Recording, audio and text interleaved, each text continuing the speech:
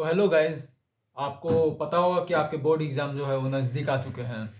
आपके 7 दिन बाद आपका बोर्ड एग्ज़ाम है। 7 दिन, हाँ, मैक्सिमम आज 17 तारीख है और 24 तारीख को आपका बोर्ड एग्ज़ाम है। पहला पेपर इंग्लिश का है। तो आपको पता है कि पेपर की तैयारी कैसे करते हैं। ये 7 दिन आपको कैसे पढ़ना है, कैसे क्या करना है, क्या लेना है, ये हम अपने ब्लॉग में बताते हैं। तो आपका पहला पेपर इंग्लिश है। इंग्लिश में ज़्यादातर लोग क्या करते हैं, पढ़ाई जल्दी जल्दी क्वेश्चन आंसर याद करना शुरू कर देते हैं, लेकिन याद होता नहीं है। वो लास्ट में 1-2 दिन याद रहेगा, फिर तीसरे दिन चौथे दिन भूल जाएगा। तो उसके लिए क्या करें, आप समरी देखें। समरी हर चैप्टर का एक एक समरी होता है, उसको देखें। चाहे सिमरन सहानी वाला एक आता है यूट्यूब चैनल, उस पर देखिए, वो सबसे बढ़िया पढ़ाती हैं, सबसे बढ़िया। तो उनसे देखिए। और भी कई अलग अलग चैनल है, उनसे भी आप देख सकते हैं।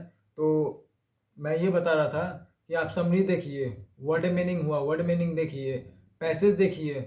पैसेज में होता है, आता है क्वेश्चन आंसर आता है।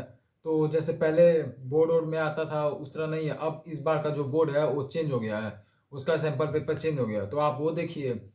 प्रैक्टिकल पेपर, प्रैक्टिस पेपर आपका निकला है बोर्ड की तरफ से, वो देखिए, उसको लगाइए और देखिए क्या क्या है। उसके बाद पहला पेपर तो आपका इंग्लिश है। चलिए, ऑल द बेस्ट इंग्लिश के लिए। दूसरा पेपर आपको 28 तारीख को पड़ेगा, जो है केमिस्ट्री। केमिस्ट्री की तैयारी हम लोग कैसे कर सकते हैं। केमिस्ट्री में भी आप लोग ऐसा करिए कि पूरा फाड़ के आ जाइए, कॉपी पूरा इस तरह लिख के आइएगा। तो केमिस्ट्री में आपको पैसेज तो देगा नहीं, उसमें क्या देगा, 18 MCQ रहेगा।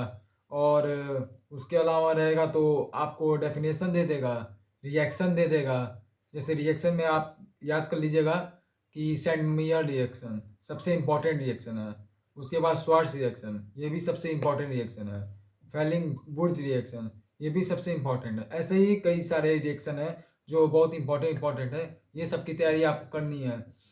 और फिजिक्स में आइए, फिजिक्स में आप डेरिवेशन याद कर लीजिए, फिर उसके बाद से करंट याद कर लीजिए, और उसके जितने चैप्टर हैं सब याद कर लीजिए। डेरिवेशन है, फॉर्मूला है, न्यूमेरिकल है, ये सब आपको फिजिक्स में पूछेगा।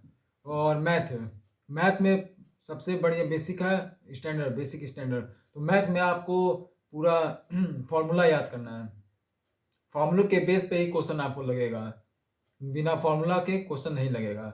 इसलिए आपको फॉर्मूला याद कर लेना है, पूरा फॉर्मूला जितना भी है सब याद कर लीजिए। डिफ्रेंशिएशन डिफ्रेंशिएशन सबसे ज़्यादा इंपॉर्टेंट है, उसको तैयार कर लीजिएगा। और फिर लास्ट में आपका होता है फिजिकल। मान लीजिए आप हिंदी से हैं तो आपका 20 तारीख से है पेपर, और अगर आप फिजिकल से हैं तो आपका 13 तारीख को पड़ेगा। तो फिजिकल में देख लीजिएगा, स्पोर्ट से जितने भी सब है, स्पोर्ट याद कर लीजिएगा। योगा एंड लाइफ स्टाइल, ये आपका तीसरा या चौथा चैप्टर होगा, इसको पढ़ लीजिएगा पूरा बढ़िया से। फिजिकोलॉजी इन स्पोर्ट दिया है, वो पढ़ लीजिएगा। लाइफ स्टाइल पढ़ लीजिएगा। इन सब से पढ़ के आपके 90% आ सकते हैं मार्क्स। फुल एनसीईआरटी पढ़ना है आपको। और उसके अलावा आर एस अग्रवाल है, उसके अलावा आप क्या कर सकते हैं, एग्जाम्पलर लगाइए, सैम्पल पेपर लगाइए, प्रैक्टिस पेपर लगाइए। 99% करके दिखाना है आपको। आपको ऐसे मेहनत करना है कि 99% आ जाए। ये मेरा पहला ब्लॉग वीडियो है, इसलिए मैं इसको यहीं पे ख़त्म करता हूँ। इसी तरह का और आपको नॉलेज की चीज़ चाहिए तो मेरे चैनल को सब्सक्राइब करिए, लाइक करिए और उसको अपलोड करिए।